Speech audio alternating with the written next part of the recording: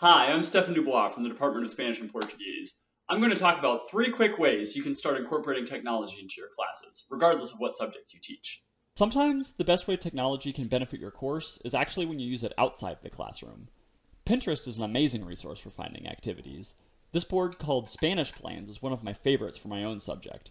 A couple examples from the board are a beginner level activity which practices body part vocabulary by drawing monsters, a guide on how to use Instagram for assignments, and even a compilation of Spanish memes, which adds great flavor to PowerPoints. You can find interesting activities for any subject though. Just for fun, I looked up fun calculus lesson plans, and in about 5 minutes I found a scavenger hunt and even a murder mystery. Spend enough time rooting around on Pinterest, and I guarantee you'll find a lesson you'll be excited to try out.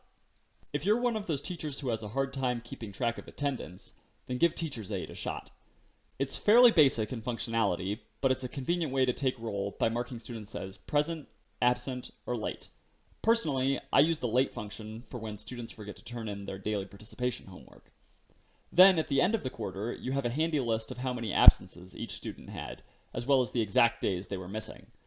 There's also a pretty sophisticated grade tracker, and you can email the end of quarter spreadsheets to your computer in case you want to integrate it with your gradebook or GouchoSpace.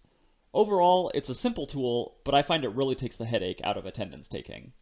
To finish up, let's look at an actual activity which incorporates technology. Whenever I have to do in-class writing assignments, I really like to pair students up and have them work together in Google Docs. For example, for this Spanish assignment, I had students pick out images online, paste them in Google Docs, and then comment on each of the pictures the other groups had selected. The real neat thing here is that you as an instructor can see what they're writing in real time. So you can use the highlight function to mark errors or leave comments in the margins. After class is over, the Google Docs is still there, so you can have students complete a homework assignment based on their in-class responses, or even keep a read-only copy to show off during job interviews.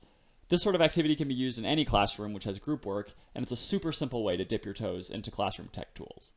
Incorporating technology into the classroom can be intimidating, but by starting with one of these 3 simple tools, it gets easier and easier. Just give it a shot. You'll be a pro in no time.